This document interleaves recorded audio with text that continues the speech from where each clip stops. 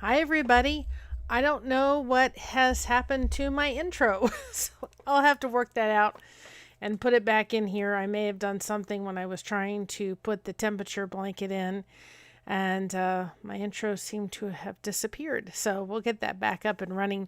Welcome, everybody. Tonight it's a Friday night.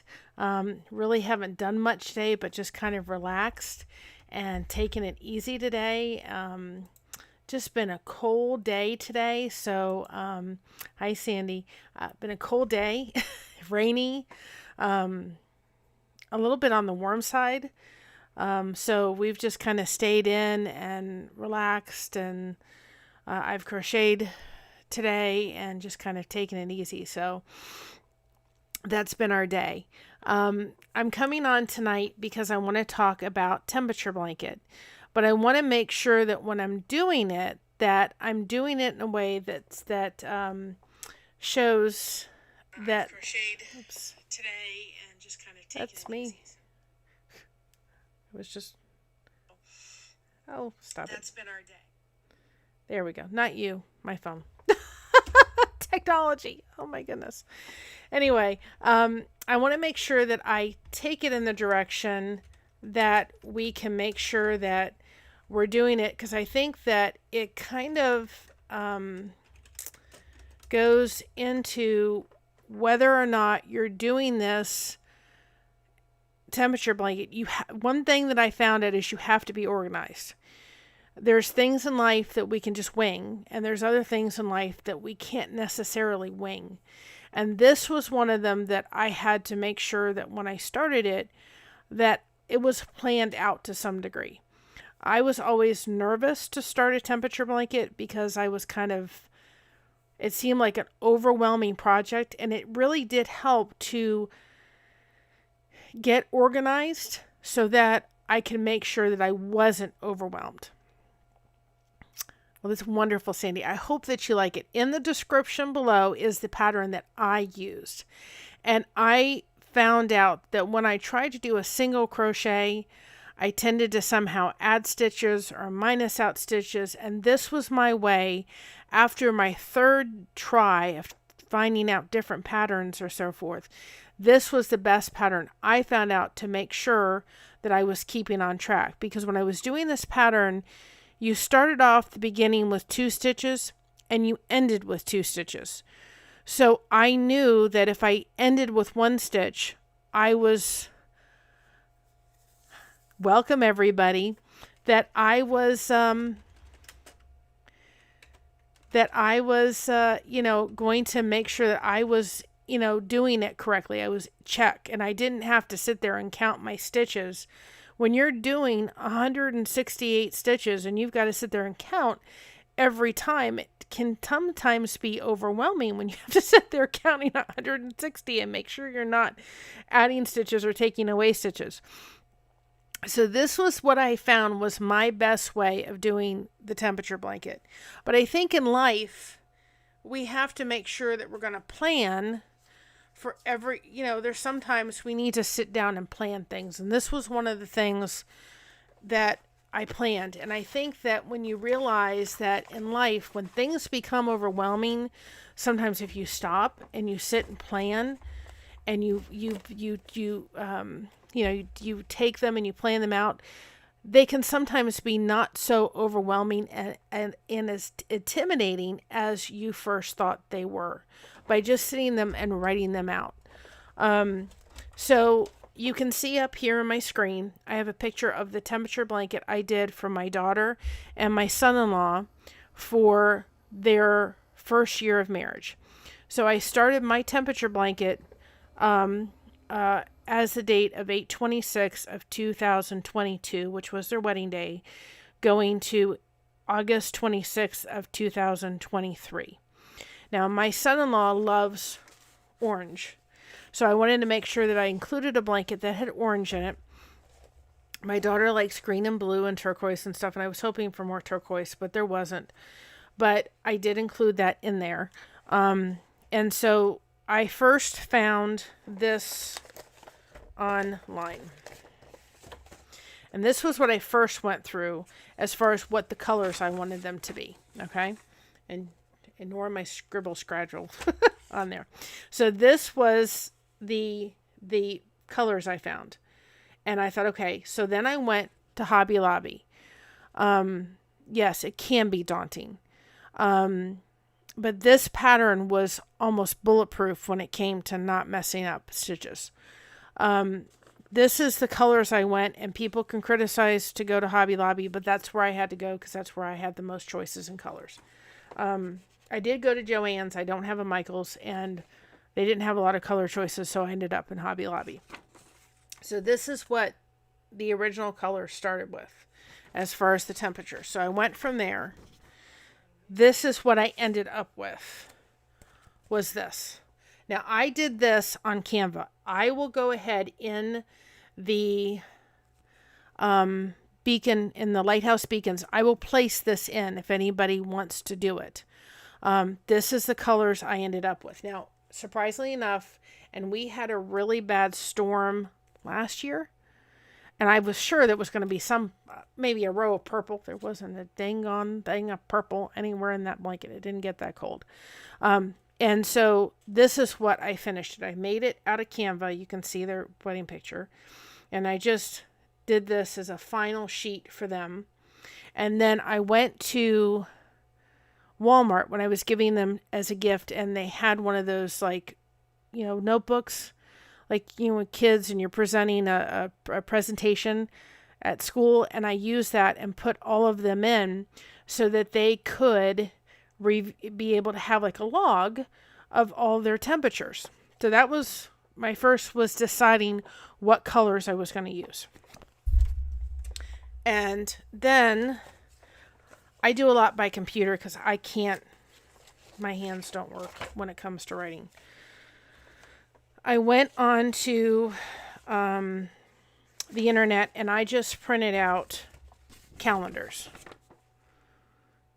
Okay, you can print them out. I printed out August all the way through. You can print blank calendars, and that's what I started doing after this one, and putting the dates. So you can see I went on WW Weather Underground, and it has, because when I started this blanket, it was already 3 months into the date I was starting from. So I went into historical weather, and I went into Weather Underground and started placing all of the dates.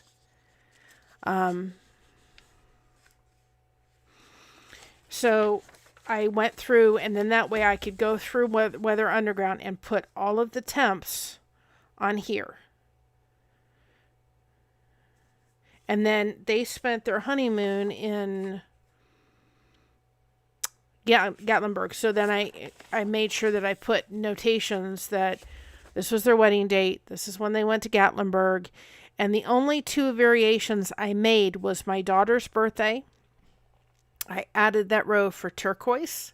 And then for my son-in-law's birthday, I added a darker orange. So those are the only ones I didn't follow what color chart I had gone with, whatever the temp was. Because I used these colors here. I'm still getting used to this camp. These colors here to be that row to be for their birthdays. So that was all the way through. All of the dates. So then I could go through, and then I could just I waited a couple weeks, and then I'd go back and I could pull this out and add the temps. And then before I started another month, I always went through and verified that the temperatures I had placed on here were the temperatures I had placed here, because then I took the sheets to my computer and I made these.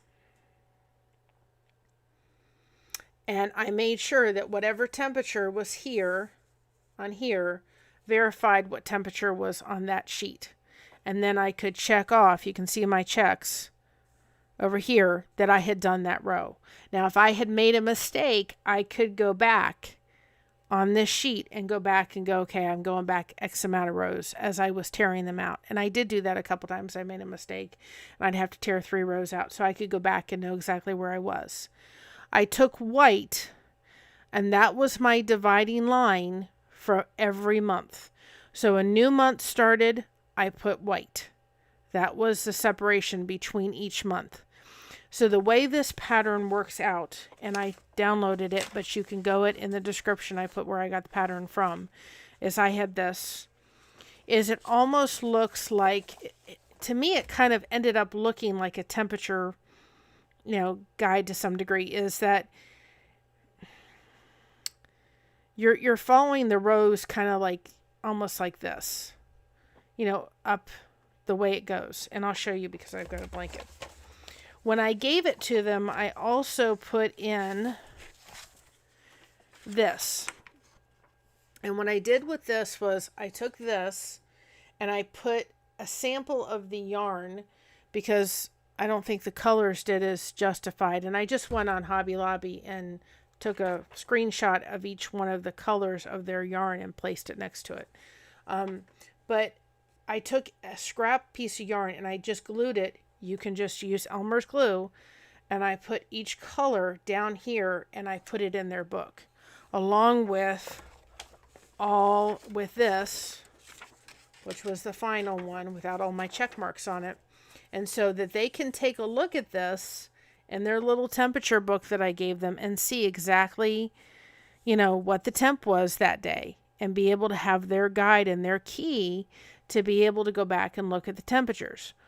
By doing this, one helpful thing I will say was I was able to determine by going through, you can see up there, I put all the temperatures up, that little key up there. All the temperature, all the colors here, I was able to look at it visually and see and make sure that's the direction I wanted to go with changing the color of the font. And then this is what I ended up giving to them in a notebook with page protectors that were already inside of it. And then they have a key to go, oh, well, what temperature was it that day? As I think it'll be a conversation piece for people to look at down the road. So that's what I did when I gifted them this. You can see that the colors changed. The colors changed, down there and everything. And then I was able to see what the color was and look at it visually that way. And I just did this in Word. I just used a table and did it in Word. And it was, if anybody wants this, I can go ahead and at least send it to them so they can have an idea of how I did it. A little bit more clear, and I'd be glad to message it to you. I will go ahead and put the actual key in the Lighthouse Beacon, but I can message this so you would have an idea of how to start it. But I can guarantee you that getting planned out, and when I sat down to do it, it made the project not so overwhelming. So that's what I did. I'm doing one now for someone else that I'm actually getting commission for, and I'm doing exactly the same thing. And the one thing about this is once I did it once, I didn't have to redo it again. I would just copy it and do it. So out of respect for that, I'm going to try to hide, just because I don't want to share her personal information either. But this is the colors that I'm doing for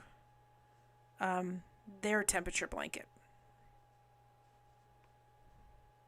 So, and believe it or not, there was 110 degree weather where they were. So that is what I'm doing for theirs. She wanted to do totally different colors, which is fine. The mother of the bride has the one who's doing it. And again, I already had the proof there. So then I could just take and place the dates and so forth and the colors, which really helped me as I was doing it to just look down at my key and see what the color was. But every month that I changed, I made sure I checked between this and the printout that I had done for the month, the calendar, and made sure that I didn't mess up. And I caught myself a couple times that, you know, these were accurate. And this is just temperatures on Temperature Underground. So I would say get organized and start with, the first place I started was doing this. That was the first place I started, was get a calendar. It doesn't have to, it can just be a simple blank one. Let's see if I have a blank one here someplace. I've gone and put the dates in, but I do. Just can be a simple blank one like this, right? And just fill in the dates, go to Weather Underground, and go ahead and place all your dates that you're going to be doing it. I chose the high temperature. You can do a blanket that shows the low temperature. Go to Weather Underground and start putting your dates. If it's something that is happening, you're doing your blanket while you're doing the dates, what I would recommend is do a couple days and take a break. Or don't, you can do a row each day, but you could also do a couple rows each day and then put it down. I did tell the lady that I was doing it, you know, she's not going to give it till Christmas time this year, but I said, give me plenty of time because I don't want to be rushed. I want to make sure I do a good job, and I want to make sure that with my fibromyalgia, if I'm not able to work on it for a couple days, I'm not getting behind. I don't want to rush it. So that would be the first place I would start. Go and get a calendar. If you're doing a temperature blanket that is in the past, or one that you say, I want to do a temperature blanket and I want to go 3 months behind, or 3 months, you know, in the past, and then go get it. Or if you're starting, you're starting from today, go ahead and get these calendars and just go to Weather Underground and start putting your temps in. Have it put it on the refrigerator, and before you go to bed, put what your high temperature is or what your low temperature is, depending on which day you're going to do it, or which temp you're going to do it at. This is the one I'm currently working on, and I actually have to get back to it. But my one focus is getting this lap blanket done. My aunt said that she's got one pair of pants. She lives in Florida, and she's getting cold in chemo. So that's my focus, is to make sure that I get it done. This is the blanket that I am currently working on. So you can see that one was like over 110 degrees. I mean, you can go as far when you're doing the temperature blanket. You can do a color for each temp. I didn't want to go to that much. What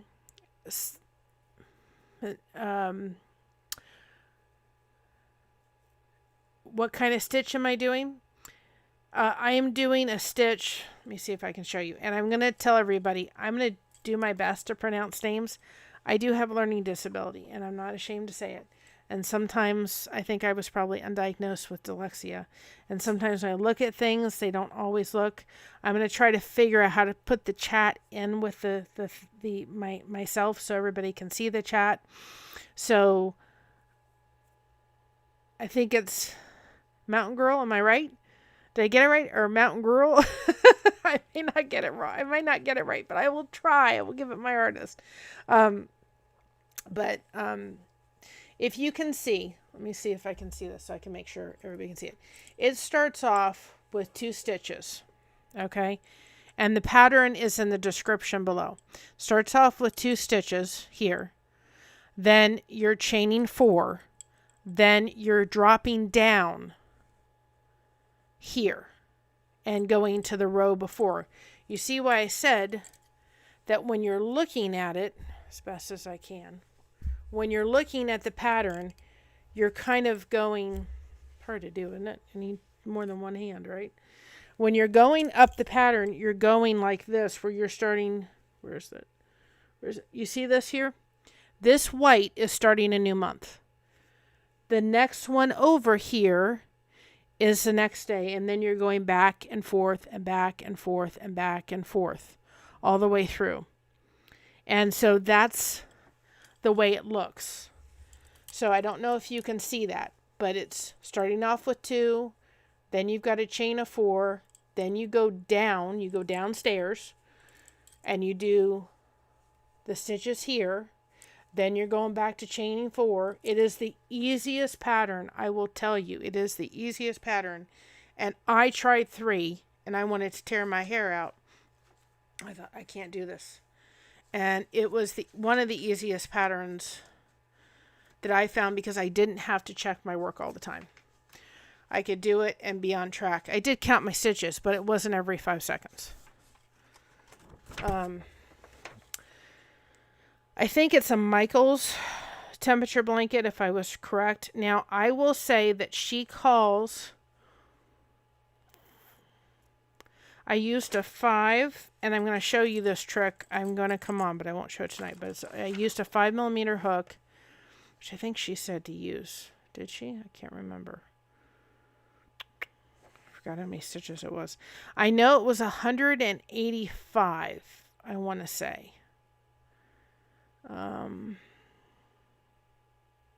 Yes, 185. And I ended up actually doing... 185 was to chain out, but then you end up with 184, and I want to say that I winded up doing, I want to say 168 stitches. It's been a while since I've worked on it. I want to say it's 168. I forgot what the multiples were. It's in the video. But when I did what she said for the blanket, I felt that it was too wide. I thought this is going to be mammoth. It is longer. I mean, the 2 people could put this blanket on either side of them and they'd have plenty. But I really felt like the blanket that she had when I ended up doing 185 stitches was way, way too wide. And it is a little bit longer, but I didn't like the width, so I cut it down, and I forgot what the multiples were. It's in the video, and I put the description of the video in here. But I just thought it was too. I mean, this in itself is, it's a pretty good width, and I for myself now, I have found out recently that when I did the baby booties, the pattern called for a 4mm hook. Well, when I did and I measured the soles of the baby booties, they were like enormous. And I ended up having to go down, it was a 4.5. I ended up having to go down a whole stitch size. So I know I tend to probably stitch loosely. And so I knew that I knew I had to make it shorter. So I think that it all depends when you look at the pattern, what you think is long enough or width-wise. Just know it is going to be longer than your average throw blanket because of how many rows you're doing. Now I chose to,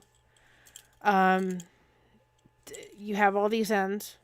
I hate tying in ends, and I will I'll post in the lighthouse beacons a stitch I do that I don't ever have to tie in ends anymore. And I use a little bit of glue to make sure it's not going anywhere. But I thought this looked very much of a southwestern kind of blanket, especially my daughter's. And so I decided to keep the fringes on. So I've just done enough where I have enough room, and all I did was the spots that are empty. When I did my daughter's, I threaded yarn through, and I just started going up and tying. When I get done, I'll tie this, and then there'll be threads added here, and then I'm going to tie them together and go all the way up And I just used a little bit of glue, a little bit of fabric glue all the way up that I love, and I'll post that. And I just kept the fringes on. I put it on the floor, and I did my best to keep it as straight as I possibly could. And I figured, you're really never going to notice if it's a little bit off here and there. And I left the fringes on because I just thought they were fun. Usually I don't have, you'll see when I'm going to show you something in a minute. So that was my experience in the temperature blanket world. If I ever do a temperature blanket, it will be this pattern. You can see the way the pattern goes. It's just, you're going here. Let me see. I have to realize you're going here. Then your next row is here.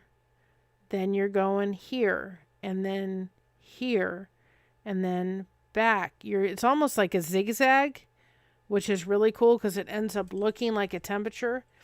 And I think to some degree, it doesn't make the blanket as long and as long as it probably would if it wasn't this.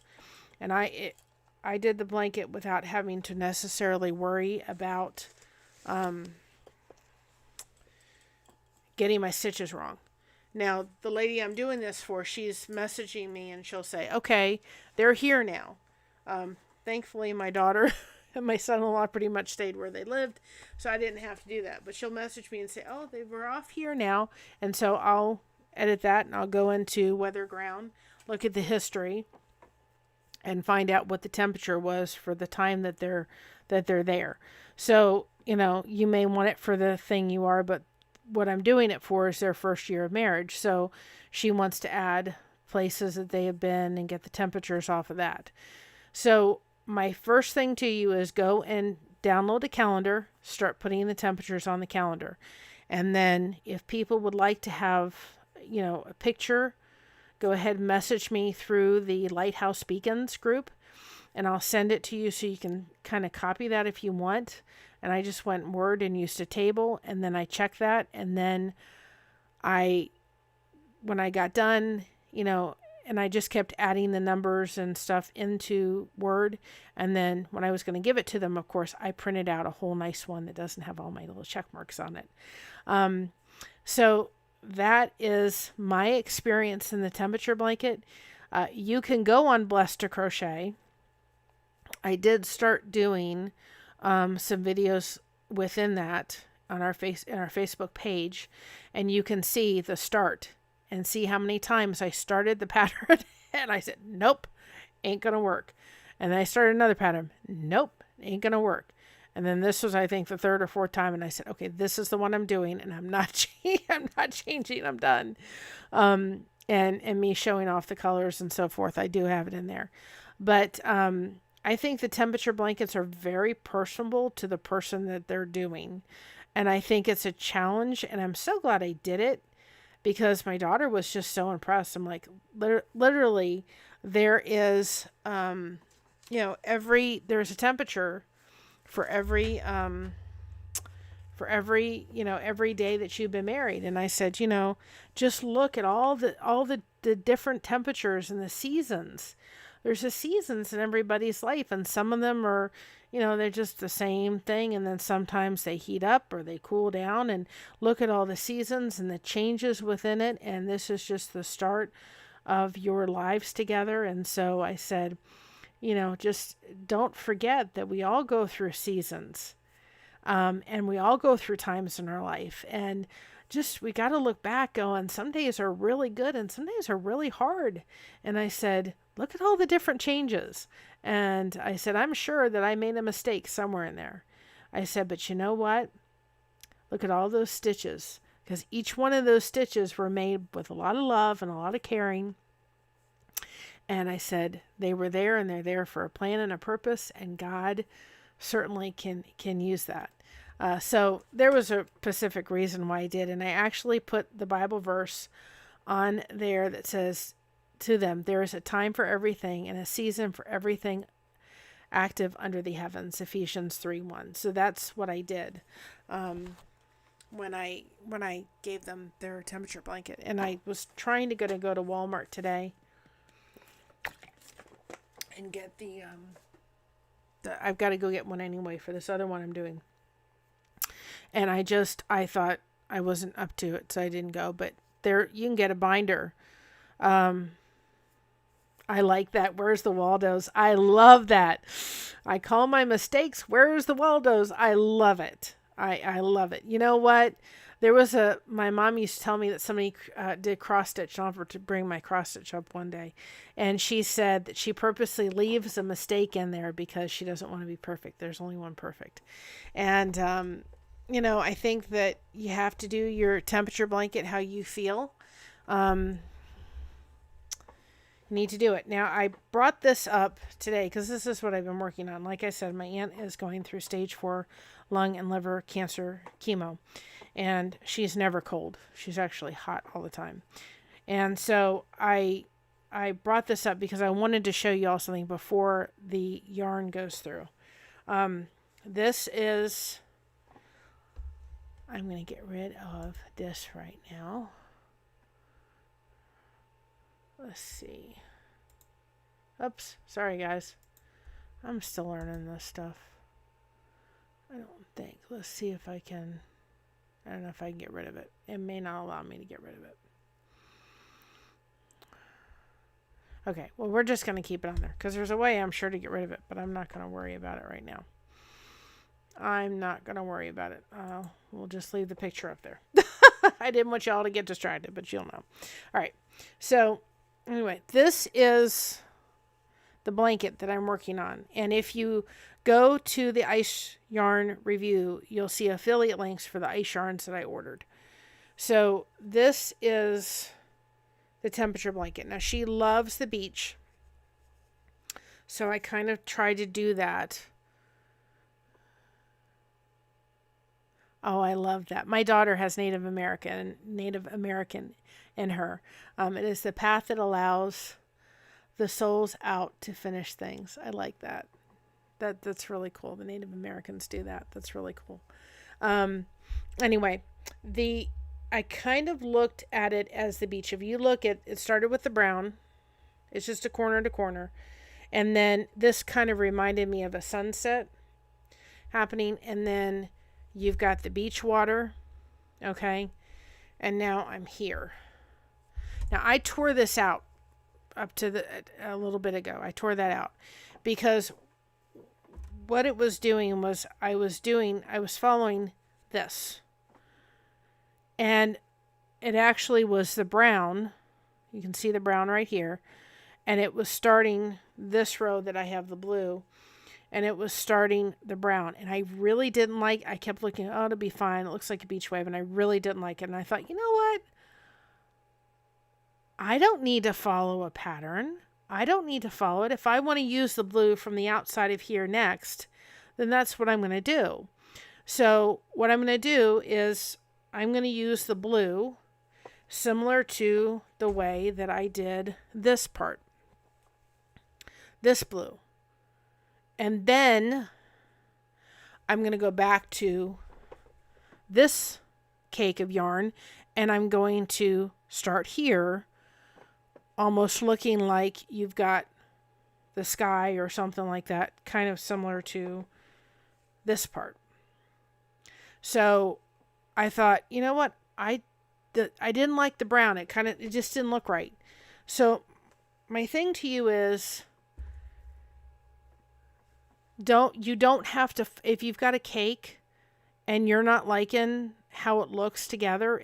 Now I'm assuming, I know that if I did a cake and I did one after another, it would be beautiful. But the pattern that I have chosen to do, you had the brown, you had the ivory, which is, I want to say it's Karen. I can't remember which one it is. I think it's Yarn Bee. I think that's the one it is from Hobby Lobby.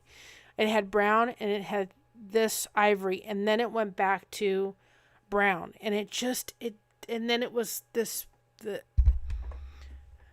pale color, and it didn't look right. It looked like I had messed up with the browns.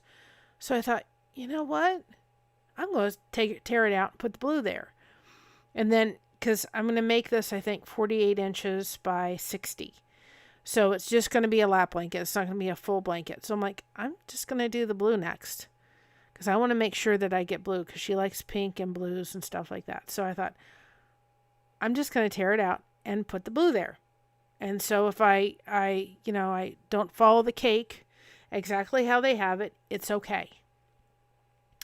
I'm not the person, and I think it depends on the project. I know for myself.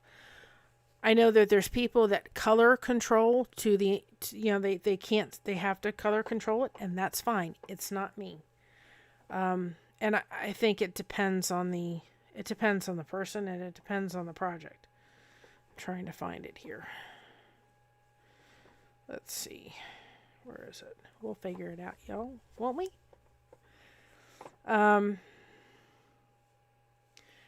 Where you kind of have, I think here's a good spot, where you kind of have this brown. I got to learn where the camera is. You kind of have this brown here going into the blue, and there's people that will cut that and then put it there, and I'm like, no, just let it flow naturally. And hi, Christina. That's my daughter's name, Christina. So I tend to I tend to not I don't follow. It depends. Color control sometimes can, but I don't tend to do it very often. Like this one here is a perfect example, where you can see from that kind of where the pink ends. It starts right in the middle, and then that purple starts, and a lot of people would cut where the purple is and where the pink is, and they would start a new row. This girl ain't doing it. Nope. And my aunt's a free-spirited person. I will add it in the description here below later, or I will post it another time. You can see I have no ends. Not one.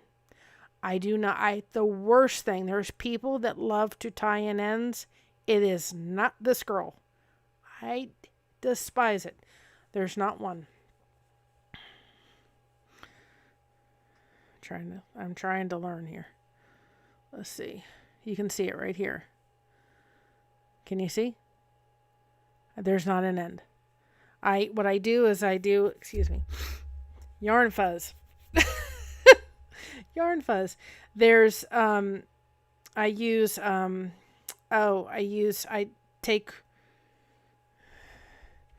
take the one end of the yarn. Let's see if I can do it. And I have glue. Of course I dropped it. I don't know if I can do it. I can do it here. Okay. There's a video on it. I take my ends here, and I'll wrap one around here. If I can do it. Okay. And so you're kind of doing a knot there. And then I take this one here, and I do a knot here. Hoping y'all can see this. I will put the video that I found it in. And I pull. Now I will take glue. There's a certain glue I use, and I will put glue, and I just put a dab-a-do of glue right here, and I go like this with the glue. Put a little glue on either side of the ends, and I don't tie in ends. Because when I get done with a project, it is the last thing I want to do is start. And every time I do a blanket, I don't know what it is, but I seem to never get those darn things hidden in the blanket. They always seem to pop themselves out, no matter how much I try. I don't know if y'all have ever watched Benson, but he's in one episode and he talks about occupational hazard. Working with yarn can be an occupational hazard. But anyway, and I just tighten it. Now I did find out that I think the silkier yarn, it tended to come out, so that's why I started doing the glue. And I don't have any issues with anything popping out. And that's how I do it. And I never tie in the ends again, because I have tried every which way but loose, and then they come out and then they're all over the place, and I can't stand it. I don't like it. Don't like it one bit. So if you get a cake of yarn and you're not liking it, how it's wrapped, change it up. I was sitting here going, oh, well, I'll just keep doing it. I wasn't happy with it. I kept looking and going, this looks out of place because of the brown, because I've got the brown already there. And I didn't want, because she's in chemo, and I didn't want to get a really light colors or white, because if she spilled something on it, then it would show. So I tried to stay away. I did put a little bit just because I liked having a little bit of the ivory, but I didn't want to, I wanted to give dark colors. So that's why I went with it the way I did. But I just kept looking at it about 6 rows in going, I don't like this. Well, thank you for coming on, Mountain Girl. Thank you very much. Please come back. I hope I'm getting better. I'm working on it. I'm trying. I'm having so much fun. So I didn't want to give her a blanket that was light colored because, because if she spilled something on it, or we know how things can get when somebody's going through chemo. I didn't want that to happen. So I will show you that blanket when I'm done with it. Okay. Along with talking about when we're doing something in life that seems a little bit overwhelming, sometimes we need to write them down. And I decided to get one of these. I was in. Thank you, Christina. I have to tell you, my daughter's name is Christina, and her song is "When I See You Smile." And I'm going to try not to cry, but I will come on one day and tell my testimony down the road. But I was going through, when she was a baby, and I was going through a difficult time. And whenever she'd smile, I knew I could get through anything. And she's got the most wonderful smile in the world. And all that she has to do is smile at her mama. And that's it. She made, let's see if I can pull it up. She made a beautiful bride. Let's see. Hold on a second. Oh, give me just a second and I'll show you. I'm about one thing that I'm so blessed with. And she's going to come on next week. I got her mic. Same thing as mine, but I guarantee you it'll be a different color. Because her favorite is turquoise. That's why Blessed to Crochet is turquoise and purple. I'm going to have my mom on, which is also the face of Blessed to Crochet. And my daughter's going to come on. I got her mic the other day. And so we're going to get her on and figure this whole thing out. Let me see if I can. This is my beautiful, beautiful daughter. Let me get it. That's her. That's Mama's girl. She made a beautiful, beautiful bride. She made a beautiful bride. She was gorgeous. We are going to do a show on these flowers. And if you can see them, we're going to do a show on those flowers. Yep.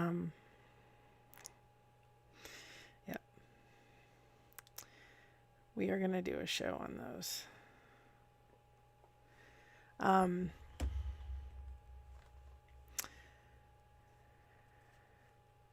Yes, and actually, my grandmother was born in Scotland. My mother was also born in Scotland. So, yes. It's a beautiful name. Of course, she would have liked to have been called Elizabeth, but there's a whole story behind Elizabeth. But the reason that we're going to do a show on, I'm going to do a show on those flowers.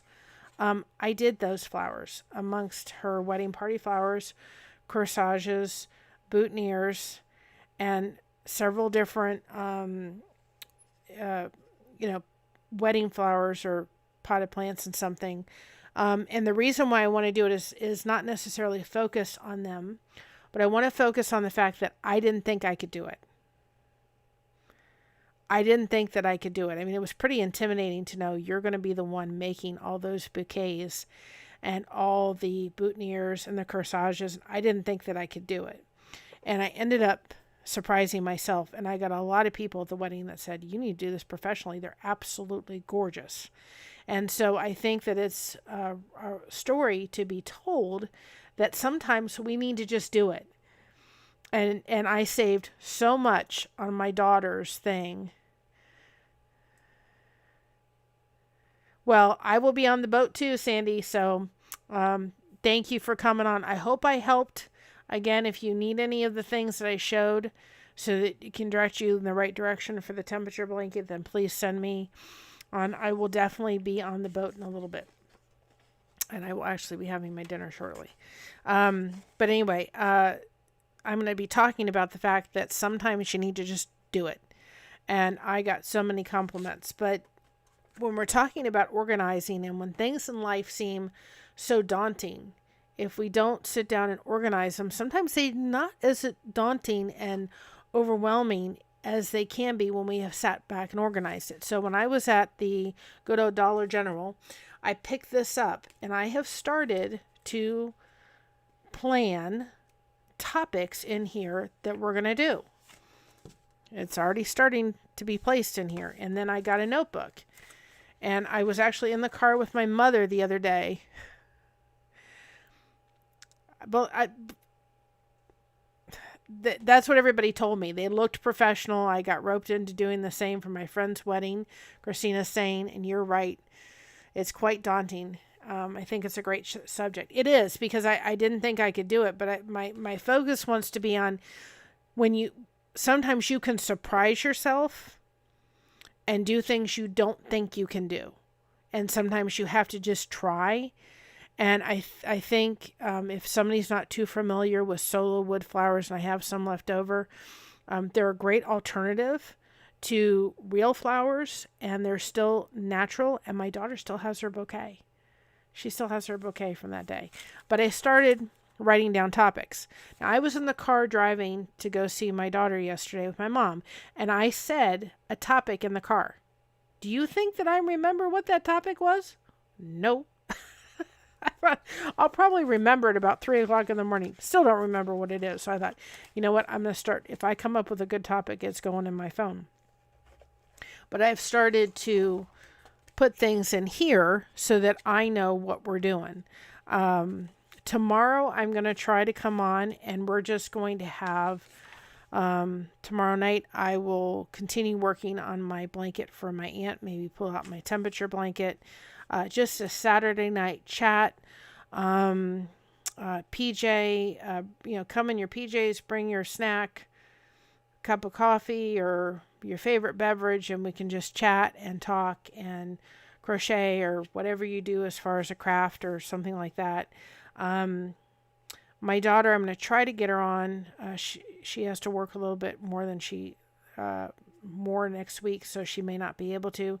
I'm going to do a topic next Wednesday that talks about the things that we have learned from our dogs. We have been privileged to own 2 dogs, and we have fostered 3 of them, which one was actually 4, and one turned into a foster veil for my daughter. And I think that there's great things that we have learned from each one of those dogs. And the first is what love and caring can do for a dog that has really had a rough life. So we're going to talk about what I've learned from the dogs that we've had. So next Wednesday, that's going to be the topic. I'll tell you what, the dog my daughter owns that we're caretaking for right now, she's become a little famous thing. She got over 1,000, almost 2,000 clicks on that little short I put up with little Mocha. I couldn't believe it. I said to her today, you YouTube famous girl, you. I will have her in here when I don't have all this stuff around, but she'll try to crawl up in my lap. This 50-pound Staffordshire Bull Terrier, she'll try to crawl up in my lap, silly little girl. Next Friday, I'm going to try to talk about what I carry in my toolbox as a crocheter. I have a bag. I have all my hooks in one place, and I'll tell you why. They're either by my bedside, they're in the living room, and if not, my crochet hooks are in my bag because I don't want to have to go hunt them down. I don't want to have to go 3,000 places to find all my crochet hooks. So I'm going to show you what I have in my crochet bag that I go and take in the car, and I go to doctor's appointments or so forth and so on. What do I take with me? So I'm going to show you that next week, and I think that's a great topic just past of what's in your crochet bag. What's in your toolbox? I was at Five and Below the other day, and there was a whole thing worth of different crafts, painting things by numbers, that you could purchase if you're trying to focus on doing something that doesn't involve pain. It's trying to keep your mind off pain, trying to keep off of maybe depression, maybe trying to keep you out of going to the refrigerator and snacking. You can be doing something that's not going to involve that. So we're going to talk about that. So that's the second. On the 7th, I'm going to talk about the flowers. So that's next week. And we're going to do a topic called One Day at a Time. I think that everybody remembers that show, One Day at a Time. Take it. And I remind my mom a lot. Mom, remember, God's asking us only to take care of today. He's not asking you to take care of anything else. Forgiveness is another topic. Working through issues with your family is another one that I put on there. And please feel free to go to the Beacons, the Lighthouse Beacons group. I have it public right now. I may have to change that to private at one point, but I want it easy for everybody to find. Let's be a beacon to everybody. But if there's topics that you think that we can discuss and I can try to do a little bit of research on, I'll be more than glad to do it. If it is talking about drugs and alcohol, I can come from the perspective of having family members that have struggled with that. My food of choice was food. I can certainly show that as an avenue, but I would always refer you to the lifeboat when it comes to dealing with that, because I didn't deal with it, but I was certainly witness to it within my family. Different kind of cultures. I grew up in the Greek culture, so I want to explore that. Ongoing is what is going to be your battle plan to deal with it. Another one is words are powerful. I don't think we realize how powerful our words are, especially the people around us that we love and so forth. We are given family, but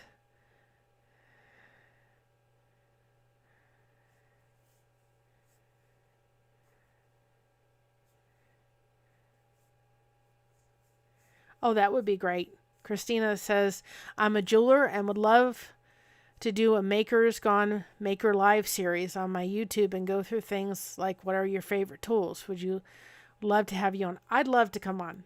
I'm not looking for this channel to make me rich and famous. But what I am looking for it is, first of all, to be a connection point. I'm trying to go off what Tommy's doing from the lifeboat and calling for connection, and also coming from the perspective of somebody that deals with fibromyalgia. I've been hurting today. I can tell you, and I can tell you right now, I don't know if you can tell it in my eyes a little bit, but I have a headache coming on. I can tell it, and I can tell the way my eyes are going.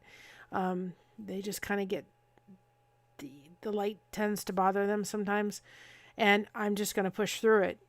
But when this is done, I'm going to go to bed. I'm going to eat something, and I'm going to go to bed, and I'm going to sleep. So I really felt like people that struggle with chronic pain need a voice. They need to have their family come on and say, listen, can you go watch this girl who struggled with fibromyalgia since 2012?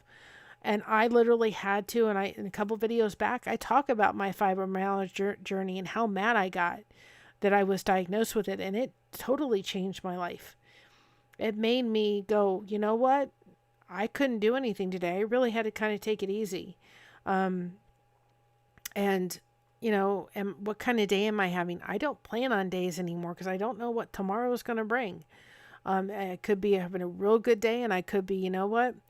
I'm not going to have a good day. And it's not a place of complaint. One of the ones I want to do too is talk about my grandfather, and I'm going to try not to cry when I do the thing.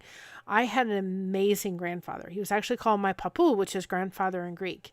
And he had multiple sclerosis, but that man got out of bed via the lift, and he could put a smile on his face and he did not sit there and complain at all. I'm sure he complained privately to my grandmother, but he didn't complain. He wanted to know, what can I do to make your day better? Even sitting in a wheelchair, not being able to even scratch his nose. So when I get up and I am sore, I just think, Papu, if you could get up and put a smile on your face, so can I, even if I'm having a rough day.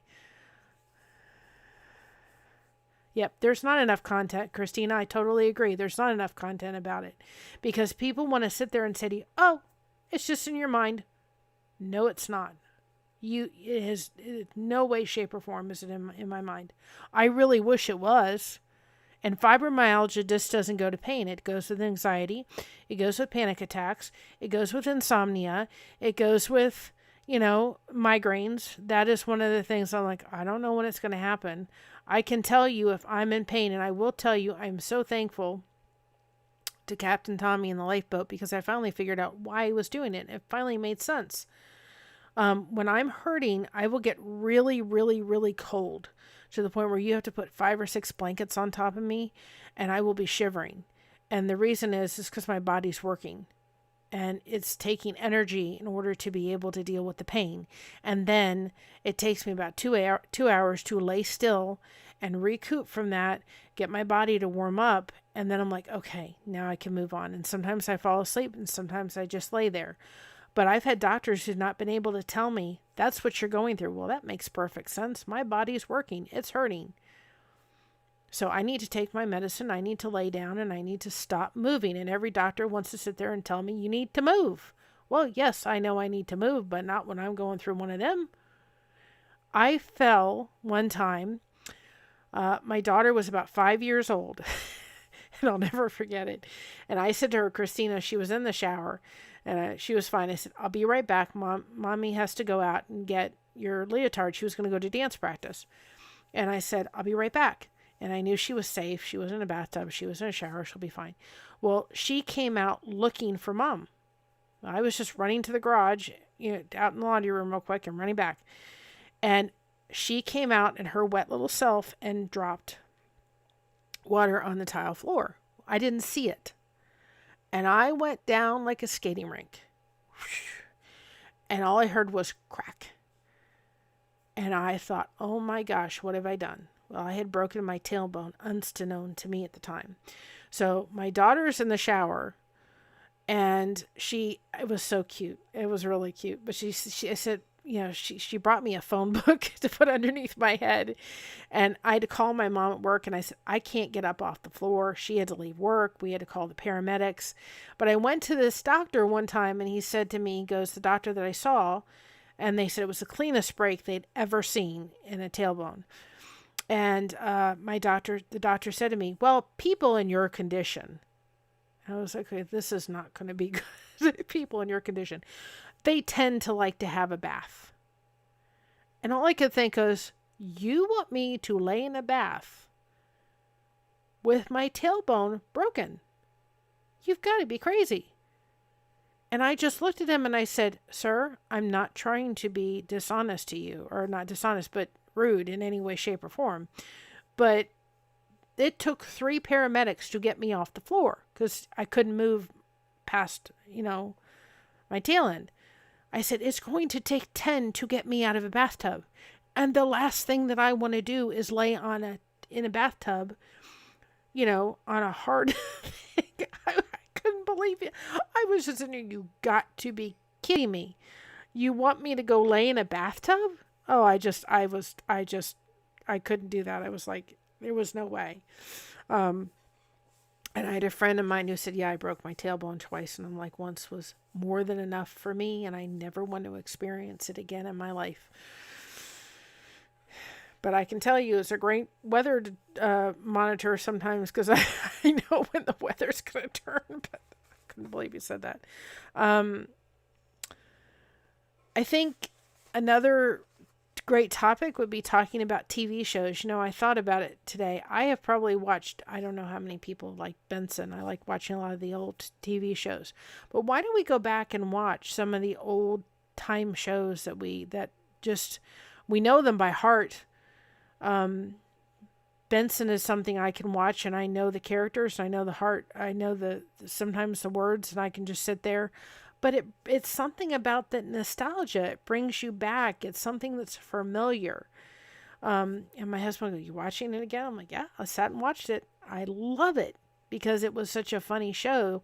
And watching Knight Rider again, I've seen all of them, but it's nostalgia. It brings you back to a time in your life when you remember doing it. I know for myself, we watched, my mother and I and my dad we used to come home from church and Creatures Great and Small. Yeah, Familiarity, exactly. Creatures Great and Small was on it, on the channel. And we didn't have a VCR. Eventually we got a VCR. And we used to sit every Sunday morning and watch Creatures Great and Small and have our breakfast and have our tea. And the song would come up. And it's actually the song, when that song goes off on my phone, that's the one that I know my mom's calling me on. And I love to sit and watch it, even though I've seen it 4, 5, 6, 7 times, because it's something that brings us back to familiarity and something that's comfortable and good memories. And goodness gracious, so you've seen it 3,000 times. Who cares? I love, I've watched it twice already and I'll probably watch it again. I love the movie Walk to Remember. I love that movie. Oh my goodness. It's a sad movie at the end, but it's showing the transformation. If you've never seen Walk to Remember, yep, more old programs, especially during that time when I believe me, I watched them when we were stuck during the CMAF epidemic. But I love seeing the transformation of that gentleman through Walk to Remember. If you've never seen that movie, it's on YouTube and it's free, and it is an amazing movie. But I think even with just the show Creatures Great and Small, I like the old version because it brings back wonderful memories. My daughter likes the new one, so she's making new ones with her grandmother watching the new one. So I think that is a worthy topic. I think friendships. Talking about really how important friendships are. I'm a mother of a special needs, beautiful girl, but it certainly is a topic. Walk to Remember. You'll have to tell me, Christina. It is the guy in the movie. My husband's tremendously handsome, but the guy in the movie was really cute. And he's just this. He starts off being, I don't want to give too much of it away, but he starts off being this, kind of, one of those bad boy kind of things, but then he turns into be really sweet. And it's an amazing movie. And I didn't realize it was actually based on a true story, because the gentleman that created it was in honor of his sister. It is an amazing movie. I'm about ready to get off. I'm trying very hard not to interrupt with the lifeboat because I want to make sure that I don't interrupt that. I know it's 8 o'clock my time. So I'm trying. That's why I didn't make it for 8 o'clock. But again, if you have more topics that you think I can do, then we will do that in the lifeboat beacon. Yeah. He's a bad dude, but he doesn't end up being a bad dude in the movie. I think you can see it on Roku or Peacock or whatever. Look up The Walk to Remember and tell me. You're going to love it. You will watch it multiple times. That one and Fly Away Home is another amazing one that I love. There's just so many wonderful ones. Again, I'm going to put up the chat tomorrow for 7 o'clock. And we'll just come, bring your craft, bring a cup of tea, we'll chat, we'll have fun, we'll do a hangout. Either that or I may do it. I think I'll do it for 9 o'clock. If I do it for 9 o'clock till about 11, I don't go to bed.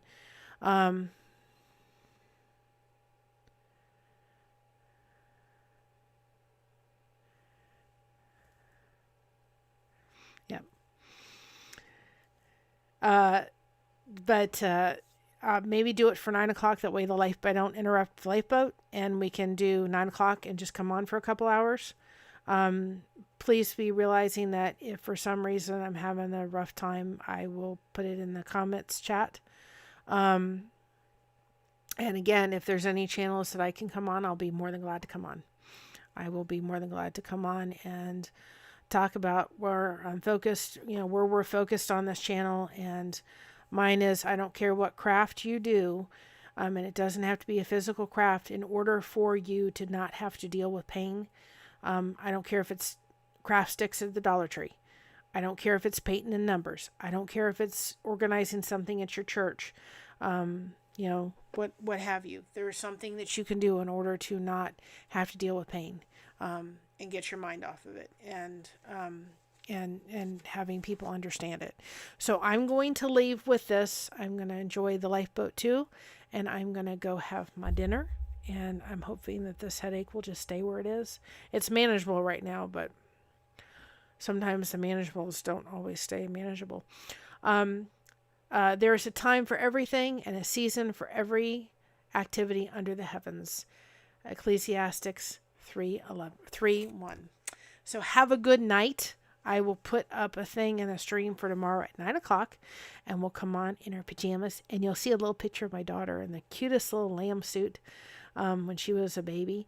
And we will come on tomorrow and just bring your crafts and chat and just have fun and not really have anything. And hopefully the chat will help direct where I'm supposed to talk. Have a good night, everybody. And you know what? Just keep spreading the blessings and be kind to each other, and realize that there is somebody here always to reach out to and connect with, and make sure that, if you need someone to talk to, there's always somebody available somewhere. Through the beacons, through the lifeboat Facebook group, you've got somebody that will be here if you need to talk and connect with. Have a good night, everybody. Bye-bye.